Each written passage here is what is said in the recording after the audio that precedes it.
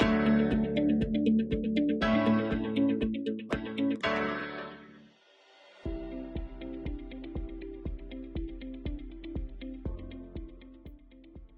Everyone, welcome to this social science session. इस session में हम बात करेंगे क्लाइमेट के बारे में। हम ये समझने की कोशिश करेंगे कि वेदर और क्लाइमेट के बीच में क्या-क्या डिफरेंसेस और क्या-क्या सिमिलैरिटीज होती हैं। अक्सर आप मॉर्निंग में उठते होंगे और आपने देखा होगा कि बहुत तेज धूप होती है, बट बाय आफ्टरनून बहुत तेज बारिश भी होने लगती है और कई बार ऐसा होता है कि धूप निकली होती है और बारिश भी साथ-साथ हो रही होती है। ऐसा क्यों होता है?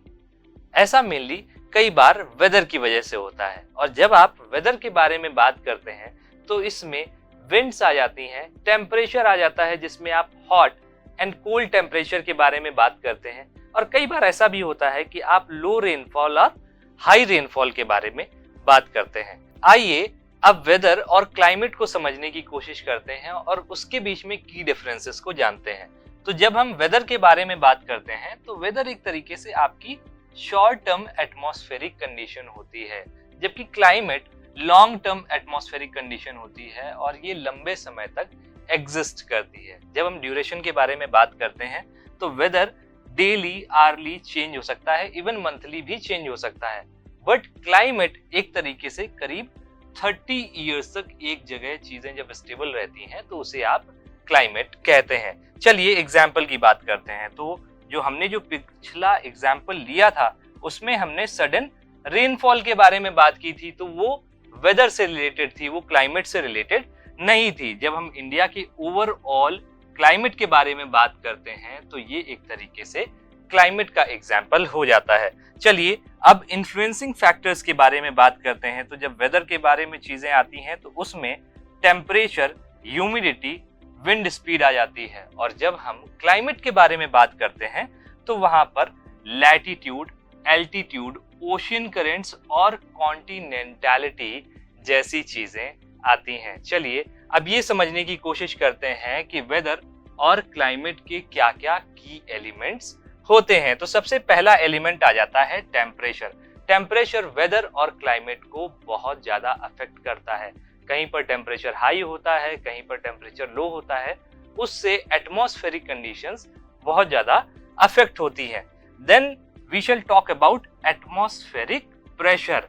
हमारे ऊपर एटमॉस्फेयर कैसा प्रेशर डाल रहा है, वो हाई है या लो है, उससे भी क्लाइमेट और वेदर इन्फ्लुएंस होते हैं। फिर चलिए बात करते हैं विंड के बारे में। विंड तेज चल रही है या फिर धीमी चल रही है, उससे भी किसी भी जगह की क्लाइमेट और वेदर इन्फ्लुएंस होती है। Now let's talk about humidity. कितना एटमॉस्फेयर में वाटर वेपर एग्जिस्ट कर रहा है, वो ज्यादा है या कम है, उससे कई बार आपको उमस और बहुत सारी चीजें महसूस होती होंगी। तो ह्यूमिडिटी भी एक बहुत बड़ा फैक्टर है जो क्लाइमेट और वेदर को इन्फ्लुएंस करता है। इसके बाद आपके पास आ जाता है प्रेसिपिटेशन।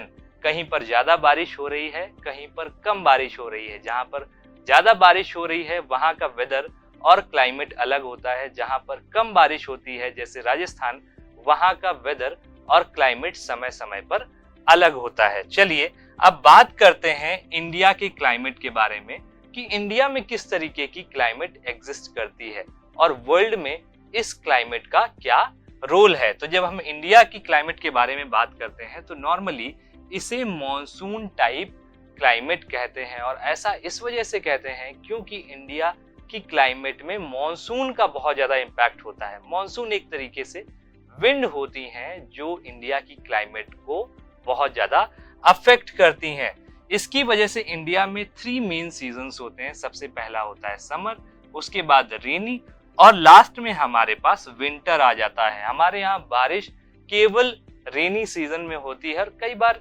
विंटर में भी हो जाती है, बट वो वेस्टर्न डिस्टर्बेंसेस की वजह से होती है। मॉनसून क्लाइमेट केवल इंडिया में नहीं पाई जाती है और साउथ एशिया और उसके साथ साथ अलग अलग पार्ट्स में वर्ल्ड के पाई जाती है। तो ये केवल इंडिया का फिनोमेना नहीं है, ये साउथ ईस्ट एशिया और भी कई पार्ट्स हैं वर्ल्ड में, वहां पर ये क्लाइमेट पाई जाती है। जब आप मॉनसून के बारे में बात करते हैं तो मॉनसून एक अरेबिक शब्द मौसम से निकला है। आप हिंदी में भी कई बार कहते होंगे कि मौसम बदल रहा है, तो मौसम एक तरीके से जो हिंदी शब्द भी आया है वो मौसम से निकल कर आया है। चलिए अब सीजन्स के बारे में बात कर लेते हैं और ये देखने की कोशिश करते हैं कि इंडिया में क्लाइमेट कैसी रहती है। तो जब आप समर के बारे में बात करते हैं तो इंडिया में समर भी डिफरेंशिएटेड रहती है। जैसे जैसे आप कोस्टल एरिया की तरफ जाएंगे आपको मॉडरेट टेम्परेचर मिलेगा। आप इंटीरियर में रहेंगे जैसे राजस्थान, यूपी, वहां पर आपको समर में हाई टेम्परेचर मिलता है। चलिए अब बात करते हैं विंटर में टेम्परेचर के बारे में। तो विंटर में भी सेम सिचुएशन होती है।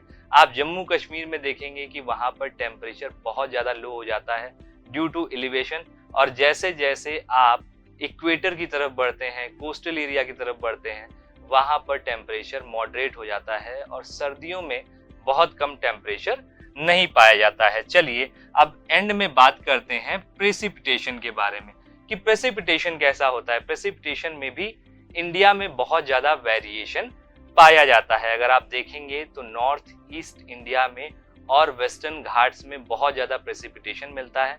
उसके साथ साथ किस तरीके का प्रेसिपिटेशन है ये भी वरी करता है। जम्मू कश्मीर में आपको स्नो मिलेगी जबकि बाकी एरियाज में आपको रेन मिलती है, और वहां पर यह भी होता है कि राजस्थान में बहुत कम प्रेसिपिटेशन देखने को मिलता है। आइए अब बात करते हैं कोस्टल क्लाइमेट ऑफ इंडिया के बारे में, जो कि बहुत ही यूनिक फीचर है। कोस्टल क्लाइमेट बाकी क्लाइमेट से बहुत ज्यादा डिफरेंशिएटेड है इंडिया में। चलिए जब आप कोस्टल एरिया के बारे में बात करते हैं तो वहां पे नॉर्मली आपको लेस टेम्परेचर वेरिएशन दिखाई पड़ेगा थ्रू आउट द ईयर। पूरे इंडिया में विंटर हो, समर हो या फिर रेनी सीजन हो, पर कोस्टल एरिया में बहुत ज्यादा डिफरेंस नहीं आता है। वहां पर टेम्परेचर नॉर्मली मॉडरेट ही पाया जाता है due to the influence of the sea की वजह से क्या होता है, वहां की जो विंड्स हैं वो कांस्टेंट रहती हैं थ्रू आउट द ईयर, तो उसकी वजह से बहुत ज्यादा टेम्परेचर डिफरेंस नहीं आता है वहां पर। लेकिन ह्यूमिडिटी का लेवल बहुत ज्यादा हाई रहता है। आप मुंबई जैसे शहरों में गए होंगे तो आपने देखा होगा कि वहां पर ह्यूमिडिटी बहुत ज्यादा हाई रहती है। चलिए अब बात करते हैं क्लाइमेट और इन्फ्लुएंस के बारे में कि कैसे क्लाइमेट हमारी लाइफस्टाइल को भी अफेक्ट करता है। तो सबसे पहले हम बात करते हैं हाउसेस के बारे में। आप जब इंडिया में डिफरेंट रीजन्स में जाते होंगे तो आप डिफरेंट तरीके के हाउसेस देखते होंगे। आपने ये देखा होगा कि जब हम लोग स्नोई एरियाज में जाते हैं तो वहां पर जो हाउसेस बनाए जाते हैं उनकी एक तरीके से स्टाइल इस तरीके की होती है ताकि वहां पर अगर स्नो पड़े तो वो धीरे से अपने आप खिसक के नीचे की तरफ आ जाए। इसके साथ साथ आपने ये भी देखा होगा कि क्लाइमेट हमारा क्लॉथिंग और उसके साथ साथ फेस्टिवल्स को भी अफेक्ट करता है। डिफरेंट रीजन्स में जो भी फेस्टिवल्स मनाए जाते हैं वो क्लाइमेट के अकॉर्डिंग ही मनाए जाते हैं। फिर आपने ये भी देखा होगा कि जहाँ पर कोल्ड रीजन्स हैं वहां पर आप वुलन वियर पहनते होंगे, और जहां पर आपके हॉट रीजन्स हैं वहां पर आप सिल्क के कपड़े प्रेफर करते होंगे। आई होप यहाँ तक आपको क्लाइमेट और वेदर के बीच में डिफरेंस अच्छे से समझ में आ गया है। अब बारी है टास्क के बारे में। तो आपको हमारे पास से 2 क्वेश्चन प्रोवाइड किए गए। सबसे पहले आपको ये बताना है कि क्लाइमेट को इन्फ्लुएंस करने वाले 3 फैक्टर्स कौन कौन से हो सकते हैं। इसके बाद आपको ये भी बताना है कि क्लाइमेटिक कंडीशंस कैसे हमारे यहाँ लाइफस्टाइल को अफेक्ट करती है, और उसके आपको 3 एग्जाम्पल्स देने हैं।